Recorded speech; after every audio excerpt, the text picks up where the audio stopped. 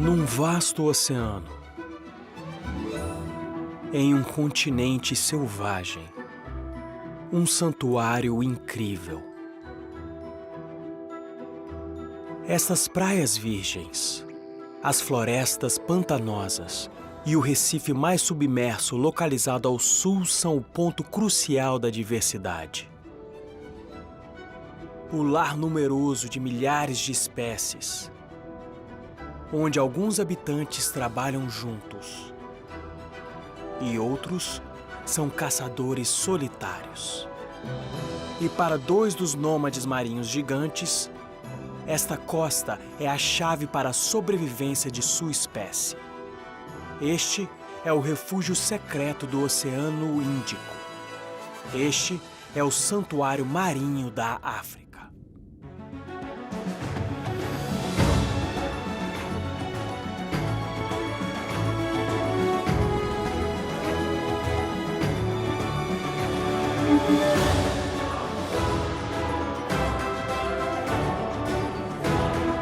Costa africana.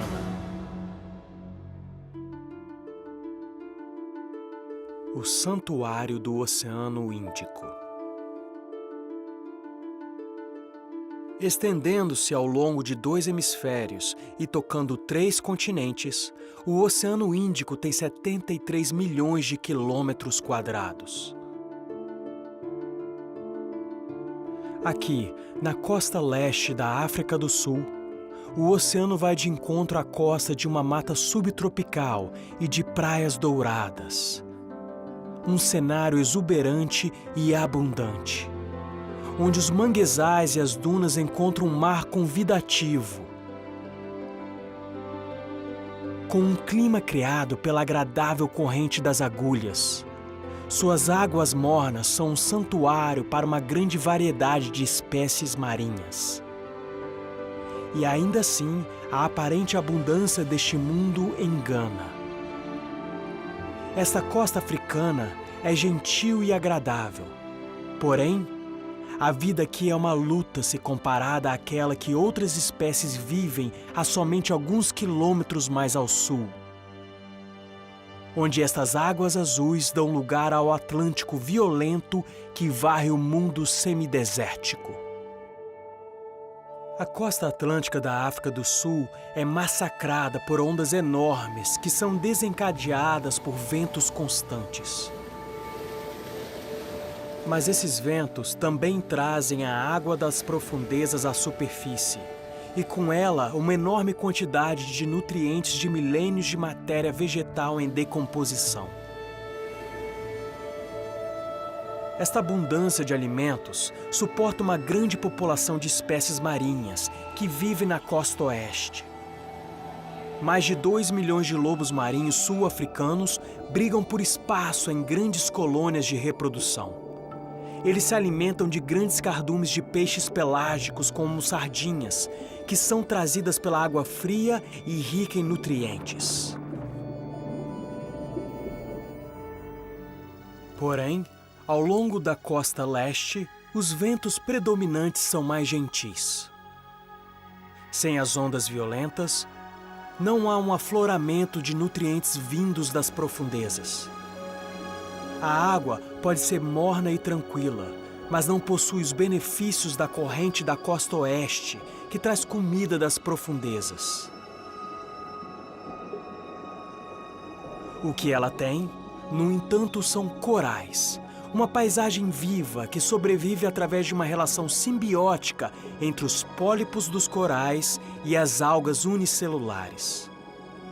Quando as algas fotossintetizam e entregam oxigênio aos pólipos, e os pólipos entregam dióxido de carbono às algas, eles criam um oásis movido à energia solar, oferecendo comida e abrigo às criaturas que vêm para cá. É uma concentração de vida vibrante, uma região segura, criada por uma confluência única de geografia e clima, onde os animais marinhos da África se juntam para formar uma comunidade vibrante em um dos últimos maiores redutos selvagens do mundo.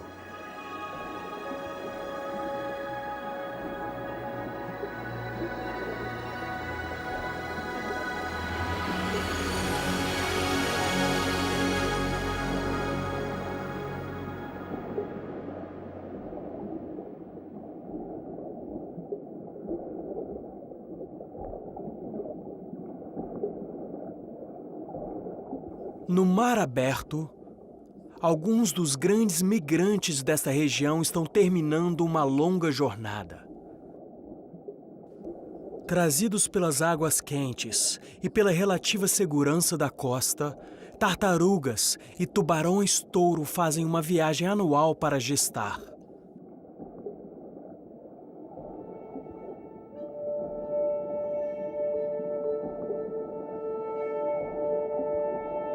Esta tubarão-touro está prenha. Ela veio a estas águas para dar à luz a seus filhotes.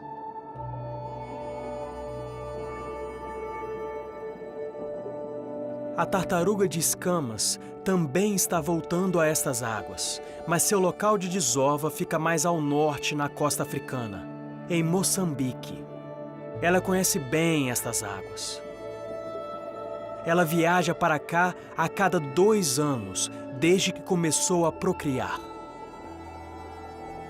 Agora está reunindo forças para a última parte da nossa jornada. Foi um longo caminho. Esta jovem tartaruga de escamas foi encontrada vindo das Ilhas Cocos, no sudoeste de Sumatra até a Tanzânia. Uma jornada de 6.200 quilômetros. Ela não está sozinha. Em outros lugares, para além do Recife, mais tartarugas fêmeas estão chegando ao fim de suas próprias jornadas épicas.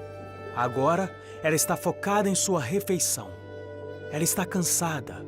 A corrente é forte. Mas vale a pena perseverar. O Recife esconde sua refeição favorita: esponjas. O Recife de coral foi erguido em fundações antigas. Há milhões de anos, as dunas localizadas em uma praia pré-histórica se solidificaram e se tornaram algo parecido ao arenito.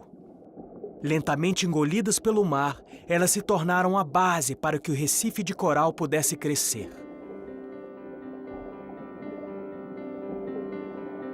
O coral é uma criatura viva.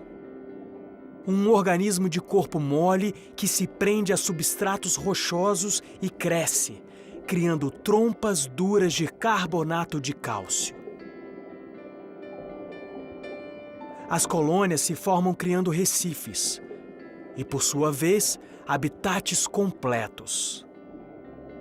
Essas colônias crescem devagar, só 10 centímetros por ano. Mas quando são deixadas em paz por milênios, podem crescer e se tornar paisagens inteiras como esta aqui. Este é o recife submerso mais ao sul encontrado ao longo da costa africana. Ele também é profundo. Seu afloramento mais raso tem 10 metros de profundidade. Quanto mais profundo o recife, menos luz solar chega às algas que dependem dele. Mas ainda há luz o suficiente para tornar este lugar um dos ecossistemas mais diversos do planeta. A localização do recife pode parecer arbitrária. Estes corais poderiam se instalar em qualquer afloramento rochoso, em qualquer lugar ao longo dos milhares de quilômetros desta costa. Mas ele deve seu sucesso como um centro de diversidade a uma peculiaridade da geografia, que o torna parte de um ecossistema exclusivamente interligado.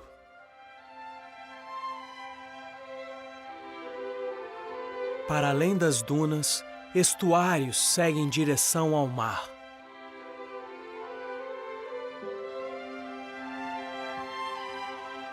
No topo de seus misteriosos canais, existe uma floresta diferente de qualquer outra encontrada nesta costa. Um manguezal, capaz de sobreviver em água salgada que o inunda a cada maré alta.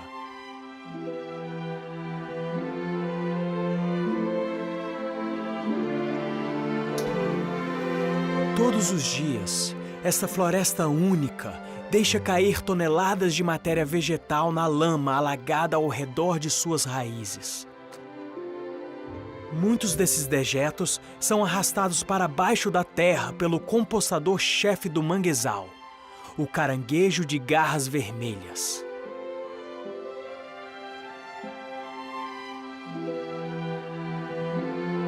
Alertado pelas vibrações suaves do impacto na lama, estes recicladores incansáveis mantêm o chão da floresta limpo e mantêm todo o sistema estuário cheio de nutrientes.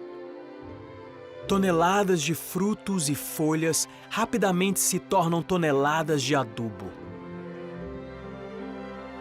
Quando a maré sobe, inundando a floresta com água salgada, a água vem cheia de nutrientes dissolvidos. Quando ela se retrai, toda essa comida é levada ao mar, levando um banquete aos filtradores do Recife próximo. A vazante e o fluxo das marés no manguezal mantém o Recife bem alimentado. Porém, o manguezal fornece mais do que comida aos peixes desta costa. Ele também serve de berçário.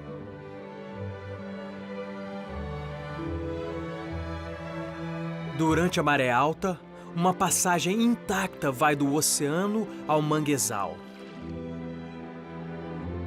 Agora, essas praias já não são uma barreira entre ambos os mundos, já que os canais se abrem a novos visitantes. Um canal fundo localizado no manguezal é um convite a esses filhotes de peixe vindos do Recife. Esses filhotes se desenvolveram para poderem seguir a maré quando ela sobe.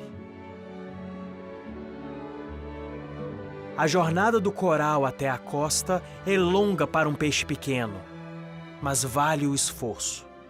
Raízes submersas do manguezal.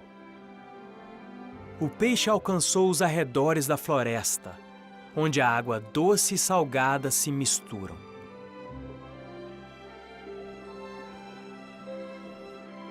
Unidos pela promessa dos manguezais, surge uma nova comunidade. Um berçário subaquático para os filhotes de peixe. Eles vêm aos milhares.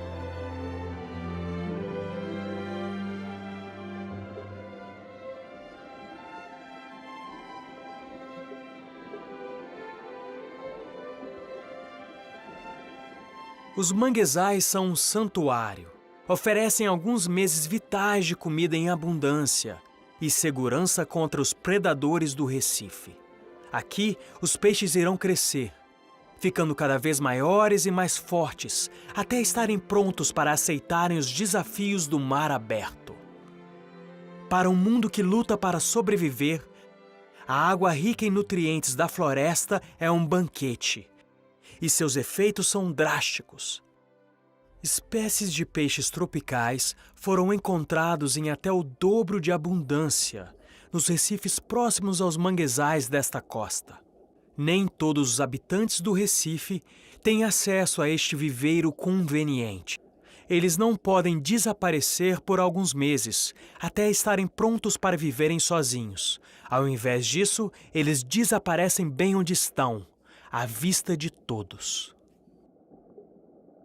Em um Recife exposto, que oferece poucos lugares para poderem se esconder, a arte da camuflagem se torna uma arma vital na batalha pela sobrevivência.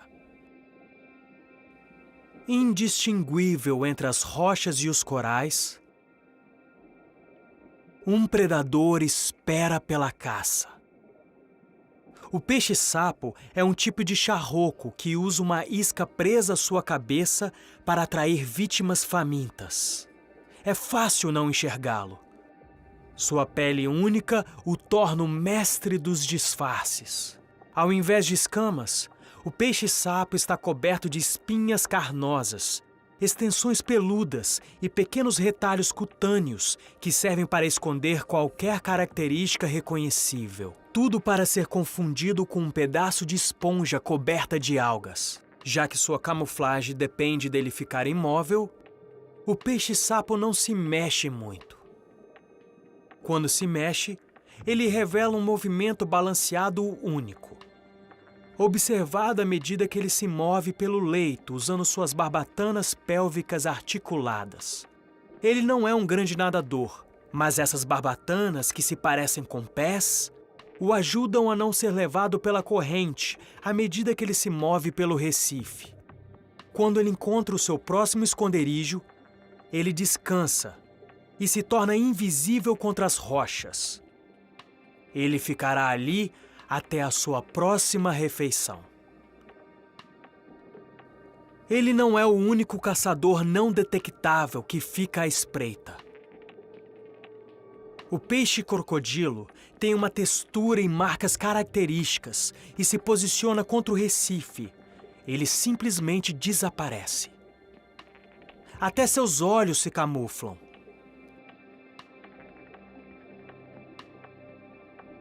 Nada é o que parece ser neste recife. Para qualquer criatura que passe por ali, ele pode parecer somente uma folha morta se movendo pela força da corrente.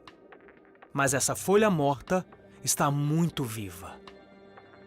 O peixe-papel agarra qualquer peixe pequeno e distraído, e crustáceos que se aproximam demais. A maioria desses predadores também acaba se tornando uma presa. A camuflagem não só lhes permite emboscar suas presas, como também os escondem de animais que podem ser seus predadores. Para alguns, não se trata de ser invisível. Ao contrário, trata-se de parecer ser um peixe comum. Esta nuvem de peixes amarelos foi criada por diversas espécies parecidas. A maioria desses peixes são pargos azuis. Porém, entre eles há também vários salmonetes de listra amarela. Tanto para o pargo azul quanto para o salmonete, há mais segurança quando estão em maiores números. Quanto mais o peixe for parecido dentro do grupo, melhores são as chances de sobrevivência a um ataque de um predador. A formação de cardumes aumenta a chance de sobrevivência de cada peixe. Mais olhos significa mais proteção contra possíveis ameaças.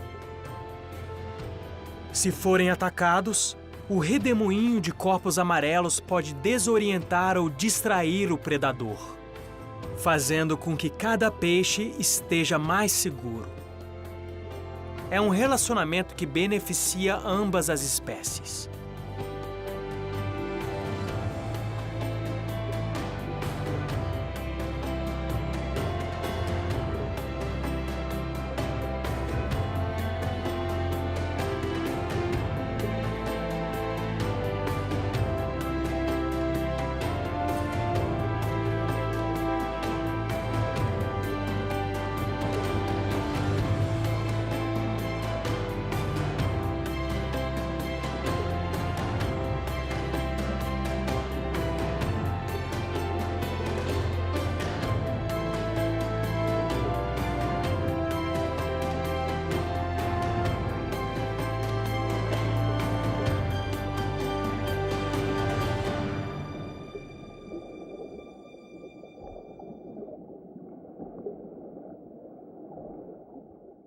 Porém, um peixe famoso levou a cooperação entre as espécies a um outro nível.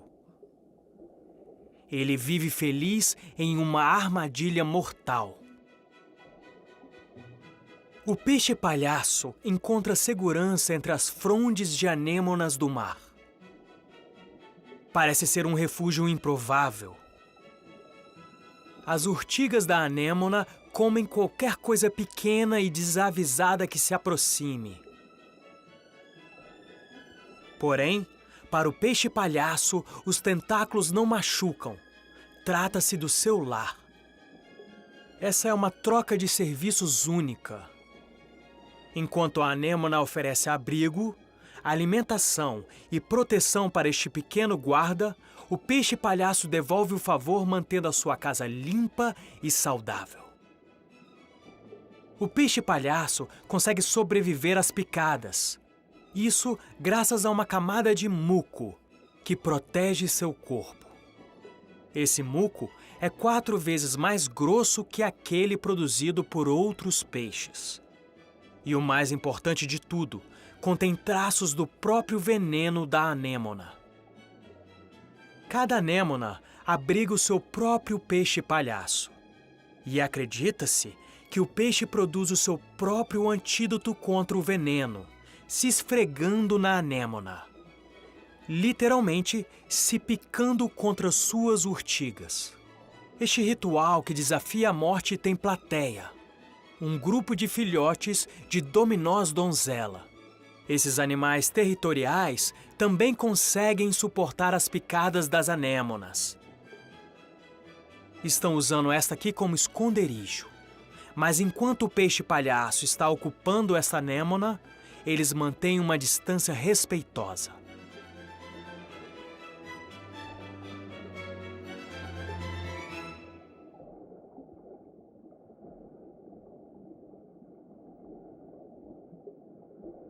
As tartarugas são os grandes nômades dos oceanos do planeta. Elas percorrem distâncias enormes para se alimentarem ou procriarem. Passam a maior parte da vida longe da Terra.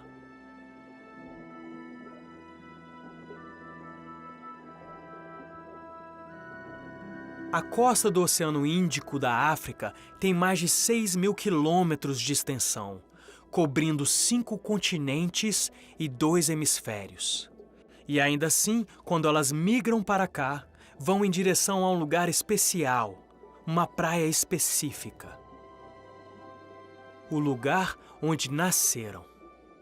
As fêmeas sabem exatamente para onde precisam ir. As tartarugas são extremamente sensíveis aos campos magnéticos da Terra. Elas os usam para navegar no mar aberto, seguindo suas minúsculas flutuações ou desníveis, como se fossem linhas em um mapa. Esta praia também tem seus próprios sinais magnéticos, como coordenadas invisíveis em GPS. Porém, esta fêmea de tartaruga de escamas irá continuar nadando. A sua bússola interna a está levando para uma praia mais ao norte daqui. Ela sabe exatamente onde irá encontrá-la. As coordenadas da praia foram impressas nela quando ela nasceu.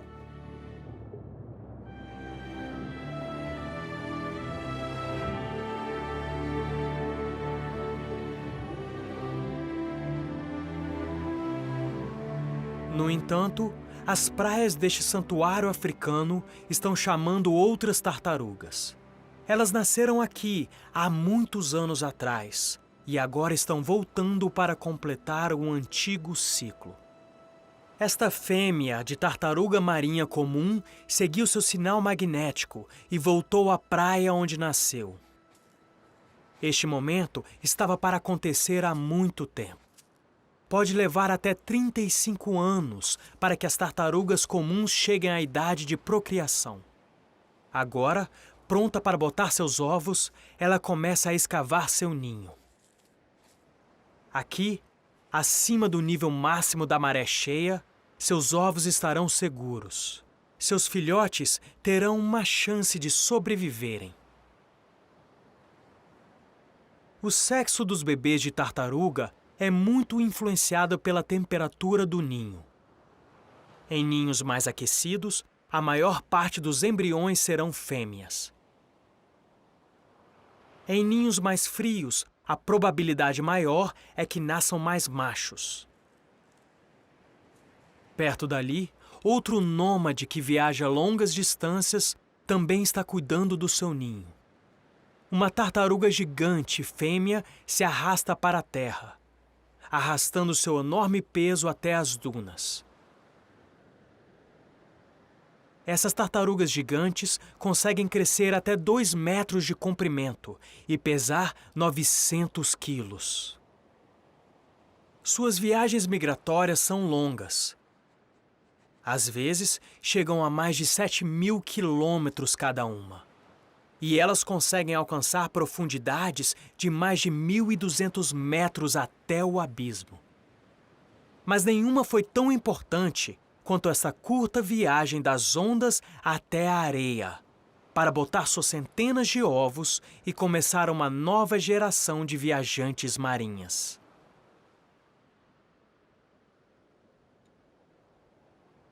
A tartaruga marinha comum botou seus ovos e cobriu seu ninho. Exausta pelo esforço noturno, ela se arrasta novamente até o mar. Mas ela não está sozinha. À noite, olhos estão observando. Caranguejos fantasma, o inimigo mortal de seus bebês. Mas esta noite, o seu trabalho está completo. Ela irá voltar a esta praia mais 3 ou 4 vezes nas próximas semanas para botar mais ovos em novos ninhos. Porém, os recém-nascidos terão que se cuidar sozinhos.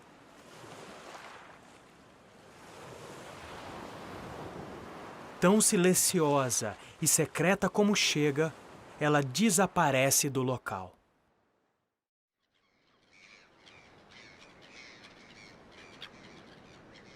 Um novo dia. Sob as saliências do coral e longe das correntes fortes, os peixes estão se reunindo para se limparem com a ajuda do trabalhador mais esforçado do Recife, o camarão limpador.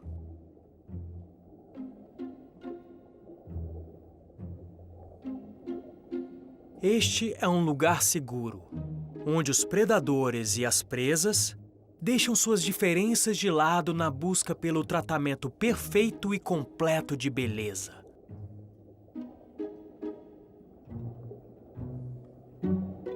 Para os exaustos e desgastados, é um alívio bem-vindo se livrarem de parasitas e pele lesionada. Para a equipe de trabalhadores, é uma refeição farta. Usando suas patas e antenas brancas, o camarão acena para clientes interessados.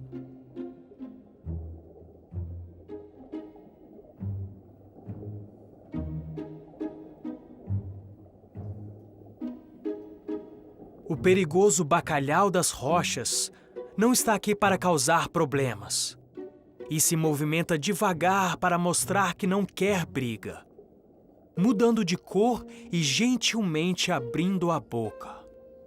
Um camarão começa a trabalhar.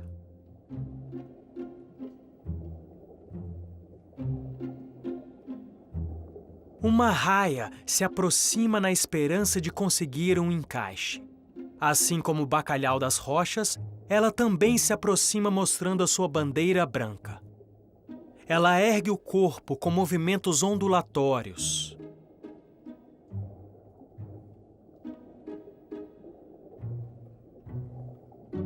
Mas ela chegou tarde. Os camarões estão ocupados agora, e gostando ou não, ela terá que voltar mais tarde para tentar novamente.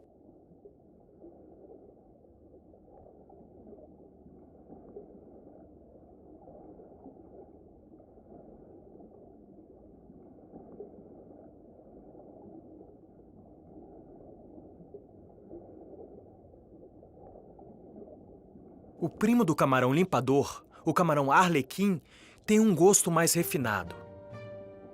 Diferente dos camarões que estão dividindo uma refeição que consiste em pele morta e sobras de comida que ficam entre os dentes. Eles são caçadores.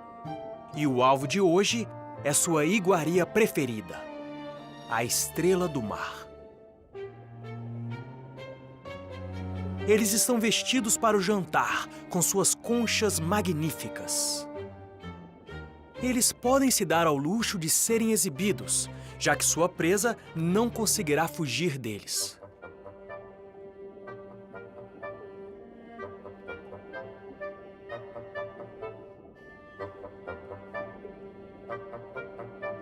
A estrela do mar tem centenas de pés tubulares, que permitem que ela se locomova delicadamente, mas devagar, pelo fundo do mar. Um alvo que se locomove devagar é um alvo fácil, e algumas estrelas do mar desenvolveram corpos duros para se protegerem. mas não esta aqui.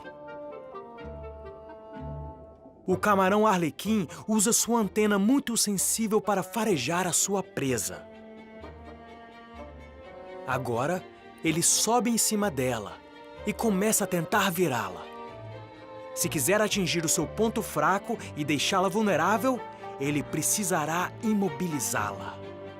Em seguida, com uma precisão incrível, ele cortará o seu pé macio com suas garras feitas para isso, trabalhando lentamente para chegar até a parte central e deliciosa da estrela do mar.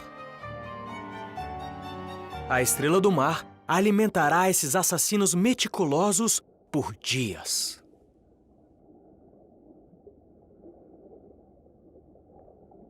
Em outro lugar no Recife, outros predadores estão começando o seu dia, ou se recuperando da caça da noite anterior. Um tubarão-leopardo passou a noite rondando o Recife, atrás de caranguejos e camarões. Eles são pequenos, mas abundantes. Com comida suficiente, esses tubarões calmos podem chegar a medir 2 metros de comprimento. Cansado depois da caça noturna, ele descansa no fundo arenoso, fazendo o mínimo esforço.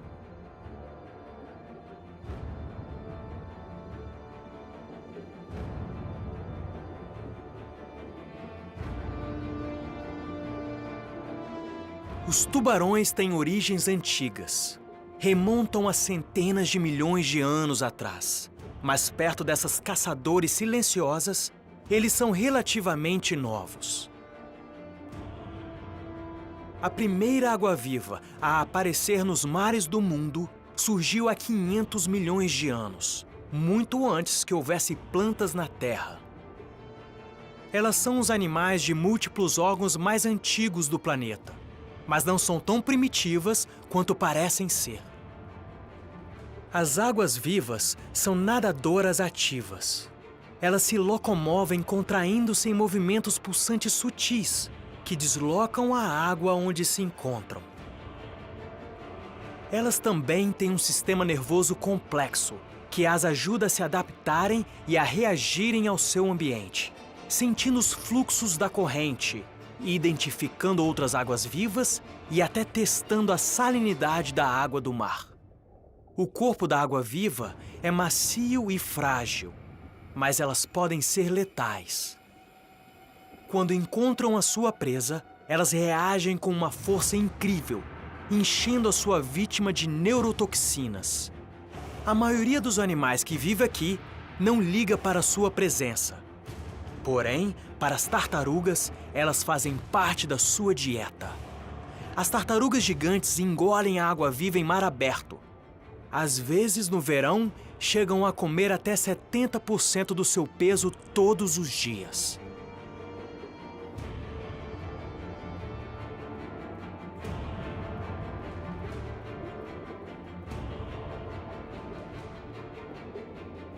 Este predador prefere ficar perto do Recife do que em mar aberto, como a água-viva.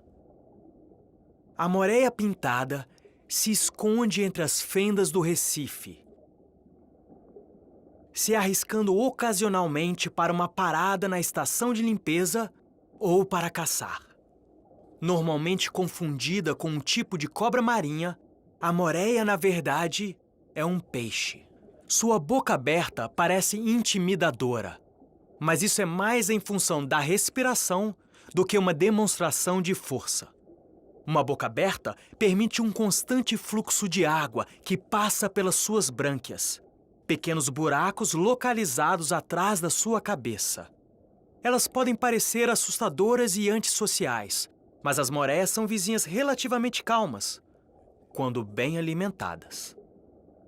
Onde os cantos e fendas são escassos no Recife, elas podem inclusive viver lado a lado com outras moreias. Uma dupla assustadora que só está tentando viver como qualquer um. Esses peixes podem nadar perto das bocas abertas das moreias sem quase ficarem com medo. até a hora de comer.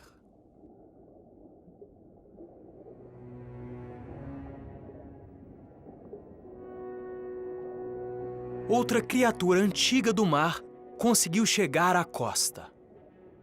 A fêmea do tubarão-touro migra para essas águas quentes para dar à luz.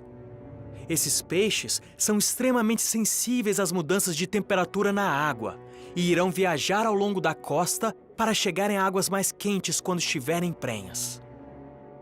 Ela possui 2 úteros e produzirá ovos a não ser que esteja prenha. Dará à luz a 2 filhotes, um de cada útero. A maior parte de sua energia está direcionada à gestação dos filhotes. E ainda assim, durante esse tempo, ela irá comer muito pouco. As algas em sua boca e dentes são um testemunho do seu jejum. Quase nada passa por essas mandíbulas há semanas. Porém, só porque ela não está comendo, não significa que os seus filhotes estejam passando fome.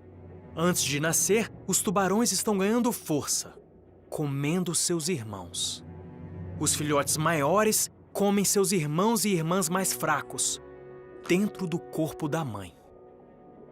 Primeiro os embriões e depois qualquer ovo não fertilizado que esteja ao seu alcance. Os ovos extras são uma fonte vital de papinha de bebê. No momento em que sua mãe chegar a águas quentes, seus filhotes ainda não nascidos já terão aprendido sua primeira lição de vida. Somente os mais fortes sobrevivem. Ela irá passar 2 meses aqui, neste santuário. Mas quando chegar a hora do parto, ela irá nadar para o sul em direção a águas mais frias. O tempo de gestação dos tubarões é de 9 meses. Quando vêm ao mundo, seus filhotes serão quase 1 metro de comprimento, metade do tamanho dela, e já serão predadores ferozes. Mas por agora, eles ainda estão se desenvolvendo.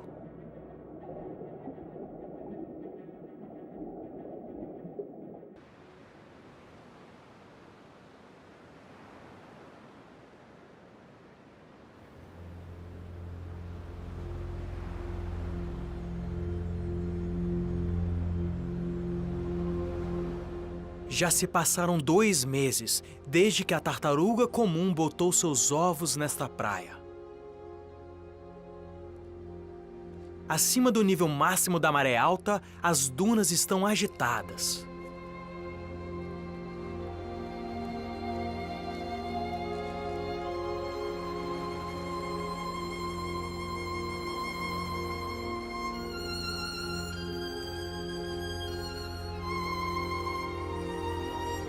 A primeira tartaruga está tentando sair do ninho.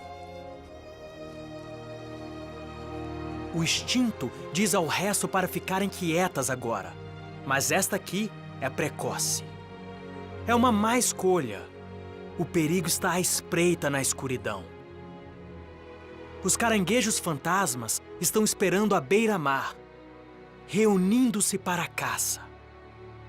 Esses oportunistas são um dos principais predadores dos filhotes de tartaruga. Se os bebês quiserem chegar em segurança à água, precisarão evitar serem pegos. O restante está atento. Quanto mais tartarugas, mais seguro. Porém, seu irmão impaciente já está a caminho do mar, sem nenhuma proteção, sozinho e sem ter onde se esconder. Um caranguejo se aproxima para capturar essa presa tão fácil.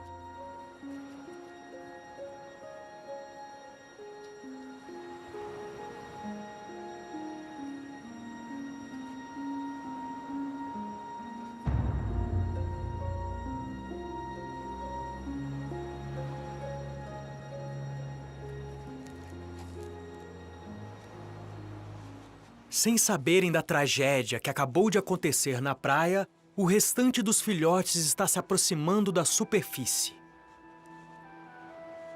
Até 120 bebês estão saindo do ninho. Todos eles tentando, em grupo, descer até as dunas para chegarem à praia. Para estes bebês minúsculos, inocentes e desengonçados, que não nasceram para se locomoverem em terra, será uma luta monumental. Mesmo a menor das vegetações encontradas nas dunas se apresenta como um grande obstáculo. A jornada está a 12 metros de distância de terminar. Porém, para esses filhotes é uma viagem exaustiva. Para eles, parece ser um deserto sem fim. Um deserto cheio de perigos. Uma luta entre a vida e a morte. Um bebê foi surpreendido por um caranguejo fantasma escondido na areia. Um azarado não sobreviveria, mas este bebê é forte. Ele luta a noite inteira e se reúne novamente com seus irmãos e irmãs à medida que todos vão em direção ao mar. Esta é a primeira e última vez que os machos irão andar em terra. Durante o restante de suas vidas, eles irão ficar no mar.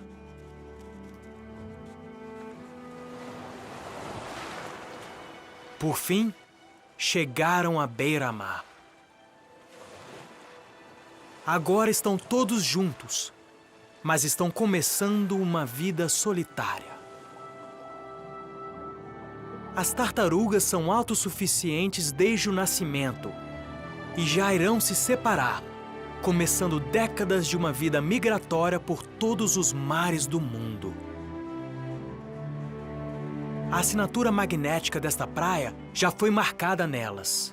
E um dia, daqui a 20 ou 30 anos, as fêmeas irão iniciar o seu retorno para botarem seus próprios ovos. Por ora, elas deixarão que as correntes as guiem. A corrente quente de Moçambique irá levá-las ao sul, rodeando o continente africano, para em seguida as levar para o Oceano Antártico.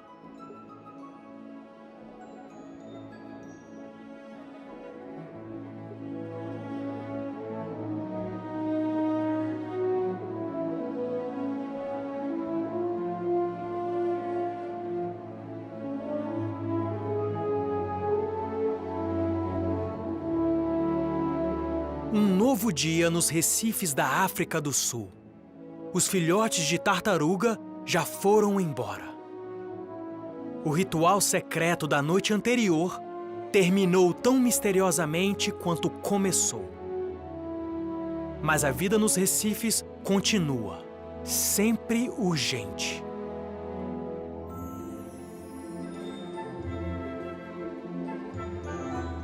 Há peixes a serem limpos, perigos a serem evitados. O trabalho diário de sobrevivência no Oceano Índico. As fêmeas de tubarão-touro irão ficar aqui por mais algumas semanas, perambulando por essas águas quentes enquanto seus filhotes não nascerem. Mas elas também deixarão esta costa. Nadarão mais ao sul para darem à luz lá. Outra migração em um oceano cheio de nômades antigos.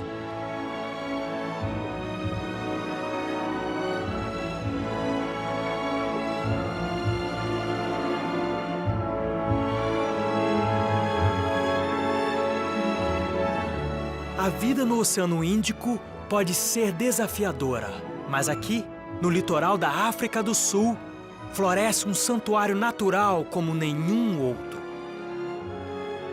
Uma área protegida e abundante criada pela interação entre o recife subtropical e os manguezais que dão vida.